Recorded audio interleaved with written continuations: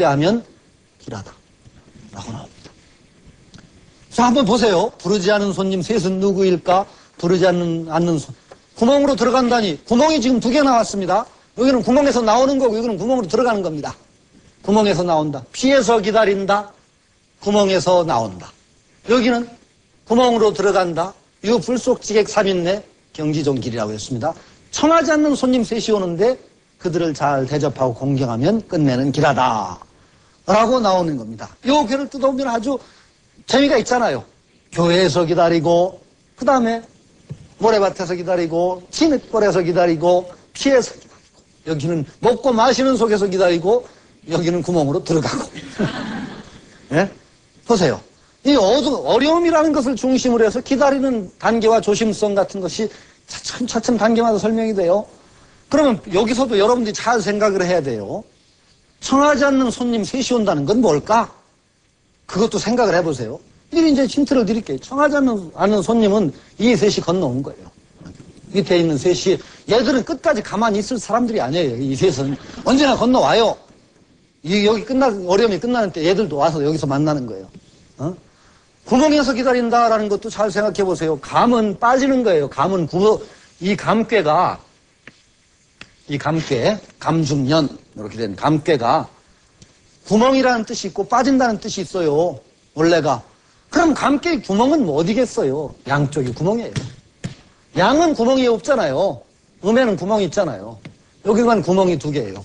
구멍에서 나온다, 구멍으로 들어간다가 구멍 있는 음요 2개에서 바로 나온단 말이죠. 이런 것도 이렇게 괴를 뜯어보면은 여러분들 아직은 안 되세요. 이걸 보고 이렇게까지 저 정도 얘기하기도 그리 쉽지 않아요. 계속 이렇게 괴를 보다 보면은 이 괴가 왜 이런 얘기가 나올까 하는 것도 차츰차츰 이제 짐작이 돼요. 이렇게 자꾸 괴를 이제 암호풀이거든요. 암호풀이에요. 원래가 세상살이가 암호풀이입니다. 근데 괴 암호풀이를 하다 보면 세상풀이도 잘 돼요. 이 암호풀이처럼 어려운 암호풀이도 없어요. 우리는 결국 암호 속을 살아갑니다. 세상 살아간다는 건 끊임없이 우리에게 던져지는 부호, 암호들, 그걸 풀어가며 사는 거죠. 한 사람이 표정에서도 암호를 찾고, 저 사람은 어떤 사람일까? 저 사람이 막 표현하는 게 있거든요. 몸짓, 발짓, 얼굴에 다 그 사람이 표현되는데, 그걸 보고 그 사람을 알아야 되잖아요, 우리가. 일을 봐도, 일이 조그만 드러난 걸 보고 저건 어떤 일이다. 그거 암호예요. 그러나 이 주역의 암호는 진짜 그 암호를 극도로 추상화시켜 놓고 여기서 인생을 봐야 돼. 삶을 봐야 되고. 그러니까 이게 이 암호풀이에 통달하면은 인생 보는 것도 아주 도움이 된단 말이에요. 인생 뜯어보는 것도 문제가 아니니까 참 야무지게 꿈을 가지고 계속 가는 거예요. 쉽게 처음에는 안 돼요. 요 하나하나 본다는 게 요런 위치 하나에 따라서 어떤 의미들이 나올까 하는 걸 본다는 게 그리 쉬운 일은 아니라는 게죠. 첫 번째 수교. 첫 번째 보세요. 교회에서 기다린다고 했어요. 첫 번째 교회에서 기다린다. 그리고 이용항무구라고 합니다. 떳떳하게 변함없이 처신하는 것이 이롭고 허물이 없다는 겁니다. 여기에서 기다리는 도리에 관해서 아주 중요한 것이 변함없이 처신한다는 겁니다. 느긋해야 된다는 겁니다. 기다리는 데는. 조급하게 설쳐서는 안 된다는 겁니다. 구호에서도 주식정길이라고 나와요. 먹고 마시는 데서 기다린다. 수주식. 먹고 마시는 데서 기다린다요. 그게 다 무엇이냐? 우리가 할 일을 태연하게 하는 가운데 기다리는 겁니다. 기다린다고 그래가지고 조급하게 딴짓을 하고 그러면 안 된다는 거예요. 오히려 변함없이. 맹자에 보면 순임금 알죠? 순임금 아시죠? 요순시대라고 할 때 요임금으로부터 제위를 선양받은 임금님이 순임금입니다. 순임금의 처신이 나옵니다. 순임금은 선양받기 전에는 아주 그러니까 일반 서민이었죠. 밭 갈고 도자기 굽고 이렇게만 살던 분입니다. 순이 그런 초에 묻혀가지고 관우여초라고 했습니다. 풀뿌리 먹고 참 마른 밥 먹고 그러고 살 때는 마치 평생토록 그렇게 살 것 같더래요. 약장 종신원입니다. 죽을 때까지 종신토록 그렇게 살고 종신이란 말이 나오죠.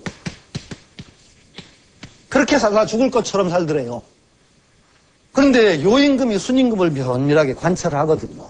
그런 순임금을 천거를 받습니다. 그리고 살펴봅니다. 그리고 테스트하기 위해서인지 자기 딸 아황여영이라는 두 딸을 시집을 보냅니다.